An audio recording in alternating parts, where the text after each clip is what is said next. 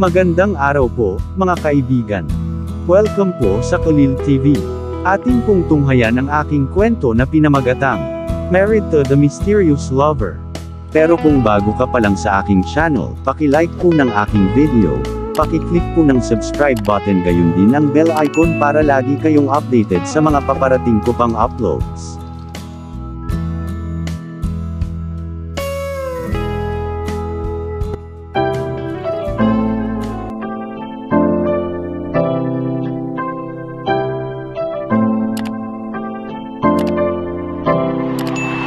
Kulil TV.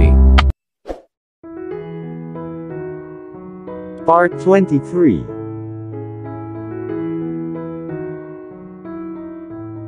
Sinabi sa kanila ni Kian Hendricks na sinabi sa kanya ni Sabrina kung paano sila tumulong sa kanya, sa mga pagsubok na panahon ng kanyang buhay. Nagpasalamat siya sa kanila na sinabi nilang lahat sila ay nag-ambag sa isang paraan o iba pa sa pagkakaroon ng kanyang mga anak. Hindi niya alam kung paano babayaran ang mga ito sa kanilang kabaitan.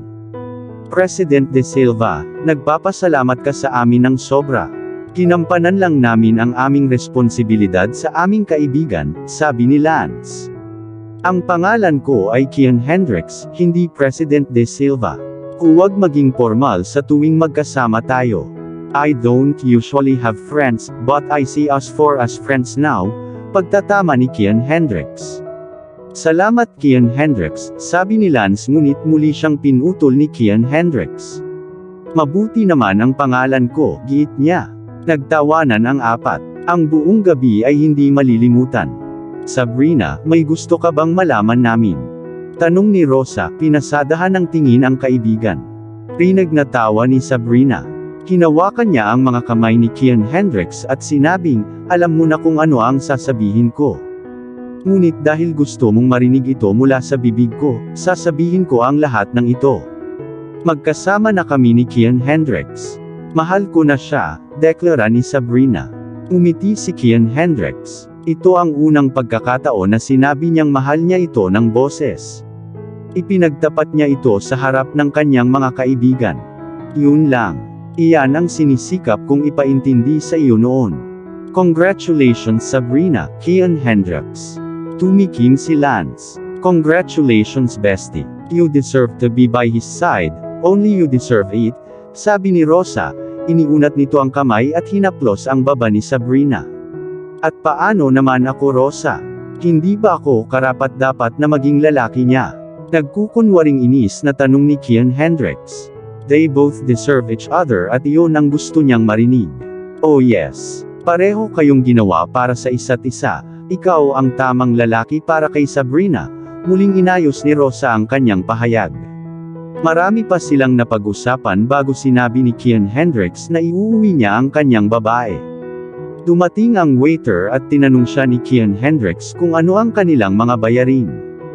120,000 pesos, sabi ng waiter at ibinigay sa kanya ni Kian Hendricks ang kanyang walang limitasyong card. Namulat ang mga mata ni Sabrina. Ano ang kanilang nakain sa sobrang halaga? Ang perang iyon ay higit pa sa buwanang sweldo ng isang tao. Teka, alok ni Kian Hendricks, magbalot ng isang wine ang bawat isa para sa mag-asawang ito, utos ni Kian Hendricks. Okay ang sabi ng waiter at sinabing 200,000 pesos na ang bill niya. Hindi, President De Silva, ayos lang kami, pagtanggi ni Rosa. Gumagastos ng napakaraming pera para ihatid ang isang tao para sa hapunan, at isa pang 80,000 pesos para sa isang take-home wine. Hindi, sobra na. She's right President De Silva, we are fine, segunda ni Lance sa pakiusap ni Rosa. Tinawag niya itong President De Silva dahil may ibang tao sa silid. Alam niyang masyadong mahal ang hotel. Paano ang isang tao ay gumastos ng napakaraming pera sa hapunan? Kung ikakasal siya, magkano ang gagastusin niya sa mga pampalamig? Hindi ka ba umiinom ng red wine? That is good for lovers night, pang-aasar ni Kian Hendricks. Tumingin siya mula kay Rosa hanggang kay Lance, at tumawa si Lance ngunit namula si Rosa. Naintindihan niya ang ibig sabihin ni Kian Hendricks. Sure, it would be great but don't bother, sabi ni Lance. Hindi siya dapat mag-alala tungkol sa super night ng lovemaking nila ni Rosa. I wasn't complaining about the expenses, deklara ni Kian Hendricks at lumingon sa waiter, gawin mo dali. Tumango ang waiter at umalis. Hinila niya si Sabrina sa isang yakap, at hinawakan ito sa kanyang baywang, malinaw na sinisiraan siya ng kanyang pagmamahal. I can guess that you have been making proper use of red wine lately, panunukso ni Lance. Si Sabrina naman ang namula. Ibinaon niya ang mukha sa dibdib nito. Umiti si Kian Hendricks. We haven't started sleeping together. Just taking my time, sagot ni Kian Hendricks at bago pa makapagsalita si Lance ay bumalik na ang waiter at inabot ang card. Lumabas sila ng hotel at sumakay sa kanilang sasakyan. Nagpaalam ang magkakaibigan at bago pa alisin ng bawat lalaki ang kanilang mga babae. Hindi ko akalain na nakaka-relax si Sabrina kay Kian Hendricks. Sanay na siya sa presensya niya at hindi man lang nahihiya, sabi ni Rosa. Nahihiya ka ba kapag kasama kita? Tanong ni Lance at sumulyap sa kanya. Umiling si Rosa para ipahiwatig na hindi. Ganun din si Sabrina. Pero sa totoo lang, sobrang saya ko para sa kanilang dalawa. Kaagad na nakalimutan ni Kian Hendricks ang katotohanan na sinampal siya nito sa kanyang opisina. Magical yun. Magiging masaya sila sa kanilang mga anak. Masaya na sila ay naging mag-asawa at maging isang kumpletong tahanan kasama ang kanilang mga anak, sabi ni Lance. Sinabi ni Rosa na tama ang sinabi ni Lance. Masaya lang siya para sa kaibigan niya. Oras na niya para mabuhay ng buo. Ang kanyang stepmother at stepsister ay hindi na maaaring i-bully siya o ang kaawa-awang dating asawa niya. Sinabi ni Lance na siya ay nasa itaas nila ngayon at pagkakaroon ng isang makapangyarihang personalidad tulad ni Kian Hendricks sa kanyang likuran, hindi na siya maaaring bastusin ng mga ito. Drop me home, sabi ni Rosa na bahagyang humikab, nakaramdam siya ng pagod at medyo lasing. Isang baso lang ng alak ang nainom niya at pakiramdam niya ay lasing na siya. Hindi siya sinagot ni Lance. Gusto niyang maging intimate sila. Kanina pa sila magkasama at wala siyang ginagawa sa kanya. Gusto kong magpalipas ka ng gabi sa aking lugar, huling sabi ni Lance. Tumingon si Rosa at matalim siyang sinulyapan. Bakit? Hiniling niya. Hawak pa rin ang manibela, kalmado lang si Lance, kanina pa tayo Rosa. Lalaki ako at may mga kailangan ako. Hindi pa ako humihingi ng sex sa iyo noon, pero ngayon gusto kong gawin ito sa iyo, sabi niya. Napatulala si Rosa. Gusto niya na siya sa kanyang kama. Akala niya ay hihintayin muna niyang ikasal ang mga ito bago mag-demand. Akala ko hihintayin mo tayong ikasal, tanong ni Rosa. Hindi sumagi sa isip niya ang pagpunta sa ilalim ng kubrekama kasama si Lance. Hindi ko matandaan na sinabi ko sa iyo iyon, sagot ni Lance. Hindi na sila nag-usap pa hanggang sa makarating sila sa bahay. Pinagsalikop ni Kian Hendricks at Sabrina ang kanilang mga daliri. Isang kamay ang nagmamaneho ng una at sumagi sa isip niya ang sinabi ni Lance kanina. Gusto niyang kunin si Sabrina ngunit ayaw niyang masaktan ito. Gusto niyang maging handa ito para sa kanya at kapag dumating ang oras na iyon, malalaman niya. Siya ay gumawa ng advances sa kanya at ipaalam sa kanya na medyo kailangan niya sa kanya. Pagkatapos ay gagawin niya ito o sa halip ay sisimulan niya itong gawin sa kanya. Sa unang pagkakataon, kinuha niya ito nang walang pahintulot niya. Kung muli niya itong makukuha ngayon, dapat ay may pahintulot ito. Nakaramdam siya ng paninigas ngunit lagi niyang kayang pigilan ang pagnanasa at magpatuloy sa buhay. Yun ang pinagkaiba niya sa kapatid niya. Ano ang gusto ng dati mong asawa? Tanong ni Kian Hendricks kay Sabrina. Nakita niya ang kasama noong umagang iyon at alam niyang pinuntahan niya si Sabrina. Gusto niya na mag-dinner kami ngayong gabi, walang kwentang sagot ni Sabrina. Hindi niya maisip kung gaano siya kawalang kwenta para humingi ng ganoong pabor sa kanya. Ano ang sagot mo? Tanong ni Kian Hendricks. Ayaw niyang dumating ang lalaking iyon na nanliligaw sa kanyang babae. Sabi ko magdi-dinner ako kasama ang mga kaibigan ko. At sabi niya bukas. Sabi ko tumawag siya at ipaalala sa akin ang tungkol dito, sagot ni Sabrina. Don't go alone without me or Jake. In the absence of the both of us, go with my bodyguards, deklara ni Kian Hendricks. Sinong kasabay niyang magdi-dinner? Ako ba? Tanong ni Sabrina at tumawa ng malakas. Wala akong pupuntahan. Samahan mo siya bukas. May sasabihin siya sa'yo. Pakinggan mo muna siya, pangungumbinsi ni Kian Hendricks. Hindi masamang makinig kapag may gustong kumausap sa iyo. Hindi lang ipinapayong isa puso mo ang lahat ng iyong maririnig at gawin ito. Baka gusto niyang humingi ng tawad sa kanya at hilingin sa kanya na bawiin siya. Dahil hindi siya papayag na maging surrogate mother para sa kanya at sa kanyang asawa, marahil ay gusto niya itong hikayatin na maging o mabuntis para sa kanya. Hinikayat ni Kian Hendricks si Sabrina na pumunta sa dinner, ngunit tiyak na may sumusunod sa kanya. Hindi siya maaaring makipagsapalaran sa isang taong napakasama bilang pagdodroga sa kanya noong asawa pa niya ito. Sumang-ayon si Sabrina, at sinabing bibigyan niya siya ng feedback kung paano nangyayari ang mga bagay. Sinabi ni Kian Hendricks na mas mabuti. Huminto sila sa isang supermarket, at bumili ng mga candy at ice cream para sa mga bata bago sila nagpatuloy sa kanilang pag-uwi. Gustong-gusto ng mga bata ang mga matatamis na pagkain at iyon ang nagpapasaya sa kanila kapag umuwi na ang kanilang mga magulang. Umuwi sina Lance at Rosa. Pumasok na sila at sinabi ni Lance na maligo na si Rosa. Hindi na sila magdi-dinner dahil kumain na sila at busog na. Pumasok si Rosa sa kanyang kwarto at naligo. Si Lance ay gumawa ng tsaa at dinala ito. Lumabas na si Rosa at may tuwalya sa dibdib. Namula siya nang makitang nakatitig si Lance sa ulo hanggang paa. Inilapag niya ang tsaa sa bedside table at naligo. Pagbalik niya, nakainom si Rosa ng isang baso at nag-iwan ng isa para sa kanya. Lumabas ng banyo si Lance na nakatapis ng tuwalya at kinuha ang tsaa niya. Umakyat siya sa kama at nagsimula ang saya. Ang tagal na nung huli niyang ginawa yon. Ngunit naninigas si Rosa. She was feeling unready for him at tumigil si Lance. Ayaw mong hawakan kita? Tanong niya. Sabi ni Rosa, oo. Wala na itong sinabi kundi tumabi na lang sa kanya. Handa na siyang gawin ito ngunit tahasan siyang tinanggihan ni Rosa. Ang kanyang katawan ay mainit at ang kanyang pagnanasa ay lumundag sa loob niya. Pero dahil sinabi niyang hindi niya siya mapipilit. Ito ay katumbas ng panggagahasa sa kanya. Tumayo siya at bumaba, kailangan lang niyang pakalmahin ang tensyonado niyang katawan. Tahimik na nagsimulang umiyak si Rosa. Paano niya sasabihin sa kanya ang mahirap na katotohanan? Ilang buwan na niyang kasama si Lance at hindi niya sinabi sa kanya ang tungkol sa dati niyang relasyon. Hindi rin niya ito tinanong at hindi rin niya sinabi ang tungkol sa kanya. Ngunit ngayong dumating na sila sa puntong ito, kailangan niyang sabihin sa kanya. Ipapaliwanag niya ang mga bagay-bagay sa kanya at maririnig ang iniisip at nararamdaman nito.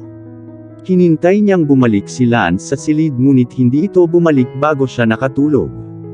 Dumating si Sabrina sa bahay at pinuntahan ang kanyang mga anak. Naging maayos naman sila. Niyakap siya ng mga ito at iniharap niya sa kanila ang mga candies at ice cream. Umupo si Kian Hendricks at pinanood kung paano nila ito kinuha. At tinanong siya kung dapat ba nila itong kunin. Tumango siya. Parte yan ng etiquette. Kapag may nagbigay sa iyo ng regalo, tanungin ang iyong mga magulang bago ito kunin. Iniisip niya ang mga batang lalaki na lumalaki nang hindi siya kilala. Kung gaano kasira ang kanyang nadama kapag sila ay lumaki at makita ang refleksyon ng kanyang sarili sa kanilang mga mukha. Sinabi sa kanila ni Kian Hendricks na ilalabas niya silang lahat para sa isang picnic, at pakikipagsapalaran sa lalong madaling panahon. Sana pagbalik niya galing sa journey niya. Tuwang-tuwa ang mga batang lalaki at yumakap sa kanya. Hinawakan niya silang dalawa at hinalikan ang kanilang noo. Wala pang 4 na taong gulang sila at mature na ang kinikilos. Mahal niya sila. Hindi nagtagal ay bumalik sila sa kanilang kwarto, naiwan ang kanilang mga magulang. Ikaw ba mismo ang nanganak sa kanila o ito ba ay isang cesarean section? Tanong ni Kian Hendricks. May complications ako, kaya kailangan kong magpa-cesarean, sagot ni Sabrina, hinahaplos ang ibabang bahagi ng kanyang tiyan. Mataman siyang tinitigan ni Kian Hendricks. Paumanhin sa pagdaan sa yugtong iyon ng mag-isa. Sana nandyan ako para makihati sa sakit mo at saya, pag-aaliw ni Kian Hendricks. Hindi pa niya nahawakan ang labi niya. Baka kapag nagpasya siyang makita ang katawan nito ay makikita niya ang peklat. Isang peklat na nagpapaalala sa kanya ng pagsilang ng kanilang mga sanggol. Dati na yan. Nung nakita ko ang mga babies ko, hindi ko na inulit ang mga sakit o peklat na may iwan. Ang mga magulang ni Lance ang pinakamahusay. Halos itinuring nila ako na parang daughter-in-law nila ako o anak nila ang mga bata, paliwanag ni Sabrina. Hindi napigilan ni Kian Hendricks ang umiling. Maraming pinagdaanan si Sabrina sa pagsilang ng kanyang mga anak. At si Lance naman, hindi niya alam kung paano niya susuklian ang kanyang kabaitan. Baka gagawa siya ng dobleng promosyon para sa kanya. Babayaran niya ang mga pabor kahit gaano pa ito katagal. Baka maglalakbay ako bukas, Sabrina, at maaaring manatili ako ng 2 linggo bago ako bumalik, deklara ni Kian Hendricks. May trip siya na dapat dumalo, conference at kailangan lang niyang dumalo. Kailangan lang niyang nandoon. Mayroon kang sugat na hindi pa naghihilom, at gusto mo pang maglakbay ng ganoon katagal. Tanong ni Sabrina. Tumingin siya sa kanya nang may matanong na titig at mahinang bumuntong hininga si Kian Hendricks. Magiging maayos ako, paniniguro niya. Hindi siya baby na kailangang alagaan o subuan ng pagkain. Kaya niyang alagaan ang sarili niya at huwag gawing yaya ang girlfriend niya. Hindi kita pababayaan, Kian Hendricks. May mga paraan para maka-attend sa mga seminar o conference. Ito na ang 21st century na maraming teknolohiya. Maaaring magkaroon ng isang Zoom meeting, isang online na pag-uusap, o mas mabuti pa, magpadala ng isang pinagkakatiwalaang delegate to represent sa iyo at bigyan ka ng feedback sa mga pagitan, pahayag ni Sabrina. Pinasahe ni Kian Hendricks ang tulay sa pagitan ng kanyang ilong. Hindi niya alam kung ano ang susunod na sasabihin, at sinabi kay Sabrina na iisipin niya ang alinman sa mga opsyon na nabanggit niya at tingnan kung ito ay sapat na. Halika sa kwarto, gusto kong makita ang mga sugat mo, wika ni Sabrina at tumayo, nauna sa paglalakad at sumunod naman si Kian Hendricks. Ipinagkatiwala sa kanya na alagaan siya at tiyaking maayos siya, at bumubuti ang paggaling ng sugat. Hindi niya alam kung bakit siya napunta sa kumpanya noong una.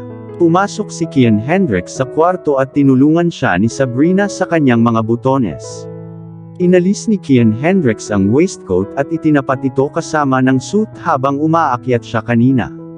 Tinanggal niya ang mga butones at tuluyang hinila ni Kian Hendricks ang kamay niya mula rito.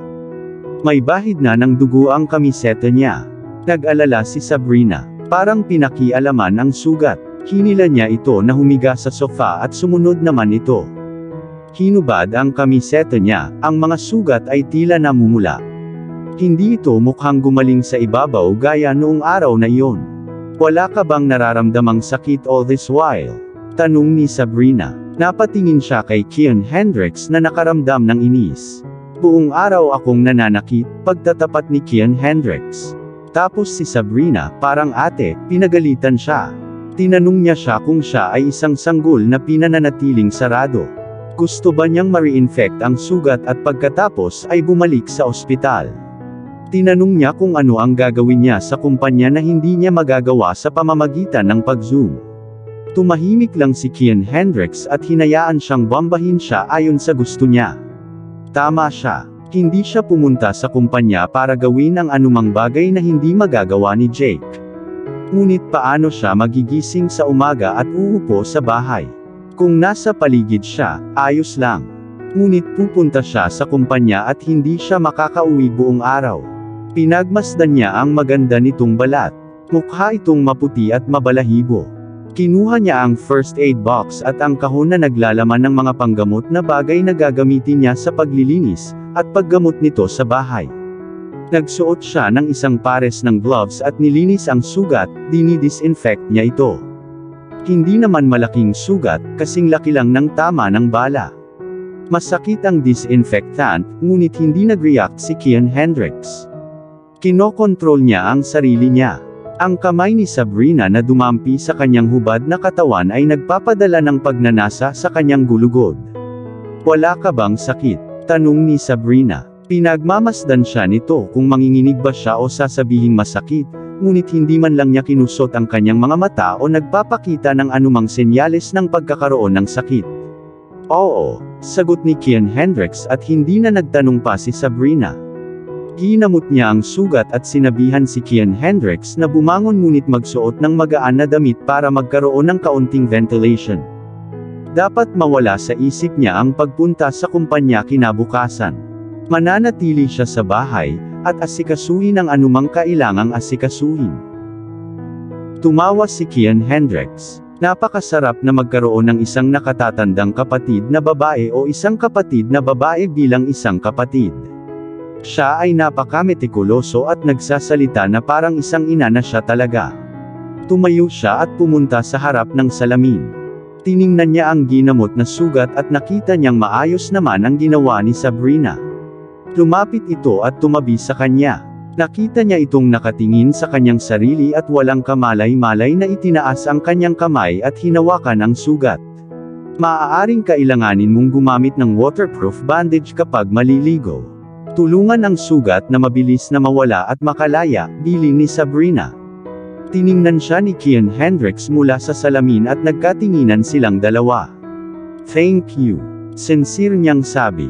Nakita siya ni Sabrina na tapat at naantig. Bigla siyang natahimik habang inaalagaan niya ang sugat, at nagsasalita lang ito kapag nagtatanong ito sa kanya. Umiti siya at tumalikod na para umalis, nang hawakan siya ni Kian Hendricks sa braso. Hinila siya nito sa sarili at tumayo na nakatingin sa mga mata nito. Mahal kita, Sabrina, pag-amin ni Kian Hendricks. Bago pa makasagot si Sabrina ay bahagyang yumuko ito at hinalikan siya. Ito ay maikli ngunit may maraming pagpapahalaga dito. Tinanggal niya ang sinturon nang bumaba si Sabrina para punuin muli ng tubig ang pit shell sa gilid ng kama. Dapat itong gawin ng mga katulong, ngunit hindi sila pinapayagan ni Kian Hendricks na makapasok sa kanyang kwarto. Kaya siya mismo ang gumagawa nito. Bago siya pumasok sa loob, narinig niya ang pagtakbo ng shower at umalis na si Kian Hendricks para maligo. Inilapag niya ang pit shell at hinintay itong lumabas ng banyo. Nang gawin niya ito, hiniling niya sa kanya na inumin ang kanyang gamot. Ibigay sa kanya ang isang basong tubig at alisin ito sa kanyang palad. Sabay-sabay niyang kinuha ang tubig at ibinalik sa kanya ang baso ng tubig. Sabrina, sakang umiti at hinaplos ang kanyang pisngi. Ang balat niya ay parang sanggol kapag bahagyang hinubaran. Ang balat ay kumikinang at malambot. Umiti si Kian Hendricks at muling nagpasalamat. Pumasok si Sabrina sa banyo para maligo din. Lumabas siya at hindi na muling nakita si Kian Hendricks sa kwarto. Umakyat siya sa kama at tinakpan ang sarili ng kubrekama. Hindi nagtagal bago siya nakatulog. Kinaumagahan, nagising si Jake na masakit ang ulo, iniinom niya ang sarili niya sa pagkatulala kagabi. Gusto niyang kalimutan ang sinabi ni Rita sa kanya. Nagkaroon siya ng hangover at naligo. Maghihintay siya kung hindi makikialam sina Kian Hendricks at Sabrina, at hikayatin si Rita na panatilihin ang pagbubuntis sa ngalan niya. Inutusan niya ang cook na maghanda ng sopas na para sa kanya. Kinain niya lahat ito bago naghanda para pumunta sa kumpanya. Nagising si Rosa at hindi nakita si Lance sa tabi niya. Hinawakan niya ang lugar na dapat ay tinutulugan niya at naramdaman niya ang lamig. Mabilis siyang umupo. Hindi siya natulog sa iisang kama kasama niya. Natulog ba siya sa ibang lugar? Dinala ba niya siya sa kanyang lugar at iniwan siyang mag-isa upang matulog sa kanyang higanteng kama? Naiintindihan niya ang nangyari. Ang dahilan kung bakit naging ganito si Lance ay dahil hindi niya ito pinayagan kagabi. Tumayo siya at naligo. Lumabas siya ng banyo at iniisip kung ano ang isusuot niya. Ayaw niyang isuot muli ang maruruming damit noong nakaraang araw. Nakita niyang binilhan siya ni Lance ng designer dress. Parang sinampal niya ito sa ginawa niyang iyon. Isinuot niya ang damit at naglagay ng makeup mula sa kanyang mini makeup kit. Pagbaba niya, hindi niya nakita si Lance. Nagtataka kung nasaan siya. Nakita niya ang isang katulong na lumapit sa kanya at sinabing maagang umalis ang doktor noong araw na iyon. Napapikit si Rosa. Umalis ng maaga nang walang sinasabi sa kanya o ginigising. Kaya ba malamig ang kama sa tagiliran niya? Umiti siya at nagpasalamat sa katulong. Nakahanda na ang almusal ngunit hindi ito ginalaw ni Rosa. Kukuha siya ng almusal sa isang kainan at papasok sa trabaho. Hindi siya uupo doon at kakainin ang kanyang pagkain. Hindi pagkatapos ng insidente noong nakaraang gabi. Naghanda si Sabrina at hindi na nag-abalang magbihis si Kian Hendricks. Siya ay mananatili sa bahay at magpahinga para sa araw na iyon. Sabay silang nag-breakfast. Sinabi niya kay Sabrina na mamimiss niya ito sa susunod na 2 oras. Sinabi ni Sabrina na uuwi siya kaagad pagkatapos ng dinner nila ni Conrad. Sinabi ni Kian Hendricks na ipapaalam niya kay Jake na sundan siya sa malayo, para hindi alam ng kanyang dating asawa na sila ay sinusundan. Tinapos na niya ang almusal niya at tumayo para umalis. Sinabi ni Kian Hendricks na dapat ay palagi siyang tumawag sa kanya tuwing may kasama siyang lalabas. Tinanong niya si Kian Hendricks kung pwede siyang sumama sa lunch kasama si Rita, ang kasintahan ni Jake. Gusto niyang makarinig ng ilang salita mula sa kanya, at hikayatin siyang panatilihin ang pagbubuntis. Nag-thumbs up si Kian Hendricks sa kanya. Napaisip siya, si Sabrina ay natatangi at matalino. Hindi kailangang sabihin sa kanya ang lahat bago niya malaman kung ano ang gagawin. Maya-maya ay umalis si Sabrina matapos mahalikan ng panandalian si Kian Hendricks. Pumunta si Kian Hendricks sa kwarto ng kanyang mga anak. Mag-isa lang siya at hindi pupunta sa kumpanya. Hindi na niya kailangang manatili sa loob ng bahay sa mga susunod na oras. Nakita niya ang mga young master na nag-aalmusal. May tutor sila sa loob ng 30 minuto. Tinawag niya ang katulong na kanilang tagapag-alaga at hiniling na makita ang kanilang timetable. Nagulat siya nang makita niyang nag-practice sila ng martial arts. Humanga siya, nagsasanay sila ng mga mekanismo ng pagtatanggol sa sarili. Nanatili siya at naghintay hanggang sa dumating ang kanilang tutor. Siya ay isang nasa middle-aged woman na babae na maaaring pumasa sa loob ng 40 taong gulang. Kinukuha niya ang mga ito ng quantitative reasoning.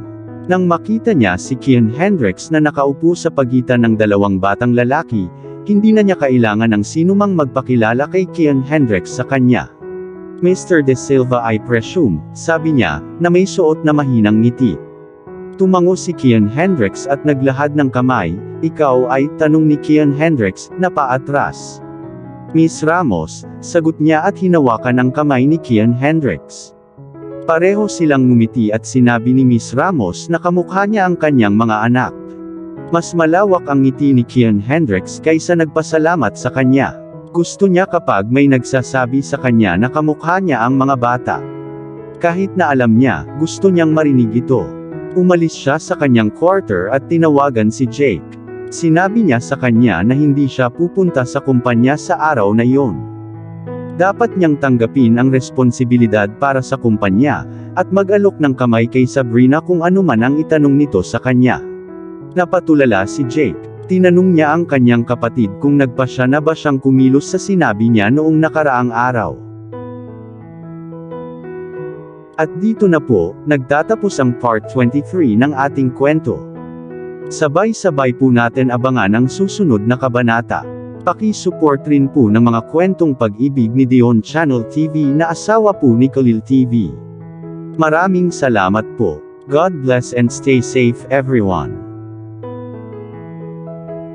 Shout out po sa ating mga kaibigan na sina Nora Abdulkadir of Bahrain, Adelita Sherikian of Jerusalem, Israel, Marian Sushon of America, Mary Ann Bakat of Abu Dhabi, UAE, Nelly Gallo of Canada, Abun Shoji of Japan, Anna U. Powell of Florida, USA, Evangeline Caballero of Kuwait, Emma Morgan of Kent, Seattle, Washington, USA, Evain Loha of Hong Kong, Annalisa Trinidad of Guagua, Pampanga, San Matias, Minda Adlawan of Davao City, Marivic Barquil of Kuwait, Lorena Barbosa of Moscow, Russia, Luz Tua of Israel, Trinda Sotelo of Umingan, Pangasinan, Teoni Villaris of Hong Kong, Simpatica of Singapore, Darkman Ed at Mimi of Canada, Devora Valdez of Singapore, Diana Francisco of UAE. Connie Maximo of Taiwan. Catherine Asaha of Kuwait.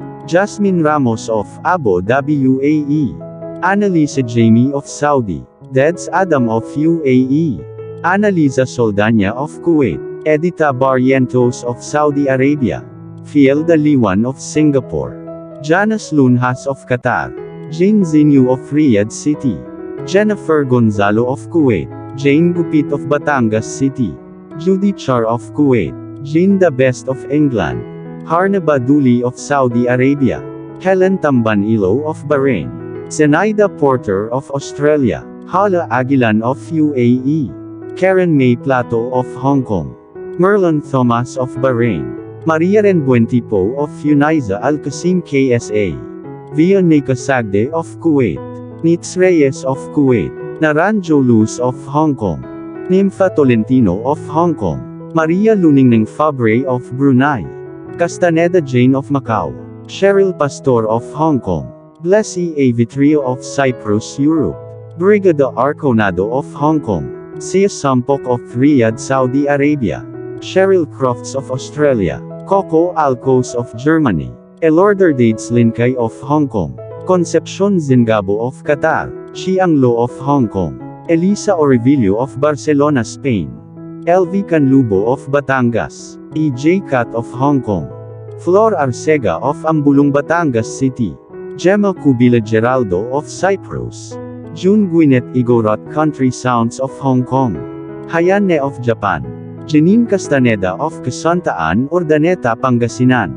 Jen Pitao of Qatar. Taylon 21 of Hong Kong. Tesel Ignacio of Hong Kong. Julie Bodoy of Italy. Marshall Lemery of Israel. Manang Mary's Channel of Amman. Maricel Love of Doha, Qatar. Mariam Hilario of Hong Kong. Melanie Isidro of France. Marivic Mauricio of Hong Kong. Meloji Sago of Singapore. Margarita Obunia of Dubai. Maria Cristina Uding of Riyadh, KSA. Manette Chavez of San Diego, California, USA. Mary Grace Galen of Riyadh, KSA. Mayu Calamente of Qatar. Maricel Dela of Hong Kong. Zenaida Bolo of Riyadh, KSA. Rodover Magallanes of Hong Kong. Rovlin Gamboa of Taiwan. Vilma Abrium of Macau. So Mendoza of Abu Dhabi UAE. Rowena Bandong of Macau. Putri Bungso of Riyadh, KSA. Ray Jane Costa of Casantaan, Urdaneta, Pangasinan. Reynaldo Castaneda of Cabuloan, Urdaneta, Pangasinan. Olivia Dupagan of Singapore. Taleth Sevilla and Renan Sevilla of Alhambra, Los Angeles, California. Thea Williams of New Jersey, USA. Ludi Fan of Australia. Lorna Bayunas of Qatar. Tuisita de la Cruz of Riyadh, KSA. Mercy Hernandez of Israel. Neri Uy of Hong Kong. Kenta Hamamoto. Fe Cruz. Vladimir Casimo. Glyceria Salab. Rex Roy. Jules HL101. Gemela Dumasil. Elsa Maestro. Jelon Dennis Ruiz. Gloria Cha of Quezon City. Gina Judy Adan. Josie Silva. Ruth Mayru. Sheila Rubio. Zenaida Abo. Tin Oronan Updates. OFW Adventures 404. Patsy CP. Reina Roque. Mari Lupanerio. Gina Olan. Amalia Kapati. Jacqueline Pascual. Elisa Mendoza. Mary Grace Patricio. Sunida Abo. Arlene Esdava. Alia Garbawi. Arceli Alvaro. Angelo Cabrera. Alan Van Dinter. Alma Esturres. Adnol Alods. Alma 1027. Angelica Fabroa Montajes. Azumi 12 Gamang. Alma Buena. Angelo Fuchs. Boots Gabriel. Boleza Buenaventura. Babylin Ramirez. Begs General Udin. Beth Fernandez. Dear Lady Love TV. Debbie De La Roca. Shunli Diaries. Love Top Secrets. Twin Angels TV. Churito Flores. Conchita Alcos Rage. Cynthia Neva. Carmel Tagupa. Cher Blanche. Charlene Canete. Comwat May 2020. Dina Moises. Divina de Guzman. Delia Kinain. Dorsey Mendoza. Didang Soaban 03. De la Cruz Aloha, Ellen Juanilo, Eve Tisoy, Esther Serdancilo, Emerita Ariola, Eileen Montalvo, Edna Vinger, Aditha Barrientos, Elizabeth Plagaria, Gloria Abihiro, Femalig Onlina, Francis Grace Villegas, Fena Veras, Raquel Calao, Feli Upay, Grace Soco, Feli Cockle, Girly Bautista, Jenny Cabanca, Spice 221, Gemma Valmonte, Gloria Balon, Jin Kyle Alonzo, Girly Gina, Margarita Lagumbay, Grace Soco, Imelda Palma, Grace Villarta, Hani Habibi, Sons OFW Vlog, Helen Santiago, Imelda Palma, Sassy TV, Imelda Castillo, Jenny Joy Ruiz, Juliet Tamayo, Rose Bulak,